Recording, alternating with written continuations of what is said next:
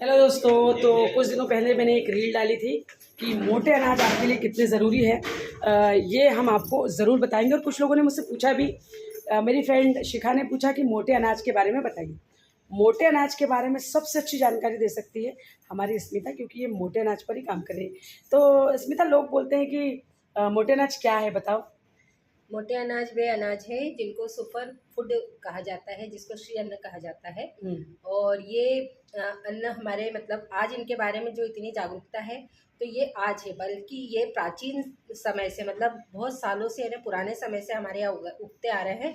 और ये भारत के ही हैं, ये बाहर के नहीं हैं, ये हमारे देश के ही। और हमारे देश में ही इसकी पैदावार सबसे ज़्यादा होती थी, जिसमें अगर हम बात करें ज्वार, मक्का, बाजरा, रागी, कोदू, कुटकी, सावा, चीला।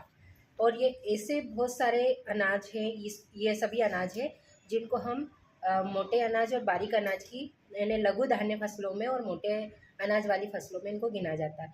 और ये ऐसे अनाज हैं जिनको खाने से स्वास्थ्य तो अच्छा रहता ही है, साथ में जो बीमारियां होती है उनके लिए भी ये रोग प्रतिरोधक क्षमता को शरीर में बढ़ाती है। जैसे कि अगर हम शुगर की बात करें, और अगर हाई बीपी की बात करें, ब्लड प्रेशर की बात करें, और ऐसी बहुत सारी बीमारी हार्ट से संबंधित है, हृदय रोग की बात करें, तो इसके लिए ये बहुत अच्छे फूड होते हैं। और इनको खाने से हमारा शरीर जहाँ पर मतलब अगर शुगर को कंट्रोल करता है, साथ में ही हमारा वेट मतलब जो बढ़ता है, मोटापे से जो हम ग्रसित है उसको भी ये नॉर्मल करता है। इन्हें वेट लॉस करने में भी सबसे ज़्यादा फायदेमंद है। और आज इनकी मांग इसलिए बढ़ चुकी है कि लोग इसको जान चुके हैं कि ये अनाज खाने से हमारे को कितने फ़ायदे हैं। जैसे हम गेहूँ और चावल की तरफ बहुत ज़्यादा आकर्षित थे, और कई वर्षों से हम उनको खा के, और फिर बाद में हमको पता चला, नहीं दूसरे देशों से हमको पता चल रहा है कि हमारे यहाँ जो अनाज होते हैं, मोटे अनाज होती है, हमारे शरीर के लिए कितने आवश्यक है। और गेहूँ और चावल हमारे लिए हानिकारक है, इसलिए आज इनकी मांग बढ़ी है, लोग इनकी तरफ आकर्षित हो रहे हैं, इनको खा रहे हैं। और साथ ही साथ स्वास्थ्य के लिए लाभदायक है। तो आप भी अपने एक टाइम के भोजन में इनको शामिल करें। जैसे ज्वार की रोटी, मक्के की रोटी, बाजरे की रोटी है, रागी है, ये आपको आसानी से बाज़ार में उपलब्ध है। और इसी का हम आटा, मल्टीग्रेन आटा बना करके मार्केट में देते हैं, लोगों तक पहुंचाते हैं, और लोग इसको बड़े अच्छे से खा रहे हैं। और ये मान के चलिए कि ये आपके शरीर आपको तो लाभ पहुंचाते ही पहुंचाते हैं, प्रकृति और वातावरण और पर्यावरण के भी मित्र हैं। इनमें ना कोई पेस्टिसाइड डलता है, ना कोई रासायनिक दवाएं डलती है। ये कहीं भी किसी भी प्रकार की मिट्टी में आसानी से उगाए जा सकते हैं।